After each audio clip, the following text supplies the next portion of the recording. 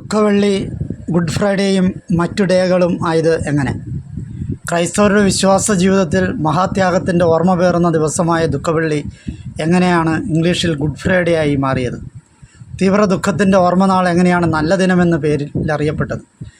പാപം ചെയ്യാത്തവനായ യേശുക്രിസ്തു ദൈവപുത്രനായിരുന്നിട്ട് കൂടിയും സ്വയം ഒരു ബലിയായി തീർന്ന ദിവസം ഗുഡ് ഫ്രൈഡേ ആയതിൻ്റെ നിരവധി കഥകളാണ് ചരിത്രത്തിലുള്ളത്. ചിലത് ഭാഷാപരമായിട്ടുള്ളതും മറ്റു ചിലത് വിശ്വാസതലത്തിലുള്ളതും. ഇംഗ്ലീഷ് ഭാഷയിൽ ബാഡ് ഫ്രൈഡേ എന്ന് അടയാളപ്പെടുത്താൻ സാധ്യതകളേറെയായിരുന്നിട്ട് കൂടി ഈ ദിവസം എങ്ങനെ ഗുഡ് ഫ്രൈഡേ ആയി? ഒരുപക്ഷെ ഗോഡ് ഫ്രൈഡേ എന്നത് ലോപിച്ച് ഗുഡ് ഫ്രൈഡേ ആയതാകാം എന്ന ഒരു കഥയുണ്ട്.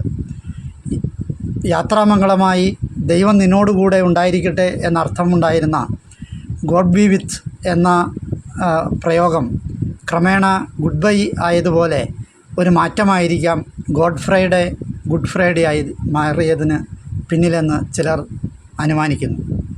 ജർമ്മനിയിലെ ഈ ദിനം ആചരിക്കുന്നത് കാർഫ്രൈഡ്ടാഗ് ദുഃഖവെള്ളിയായിട്ടാണ്.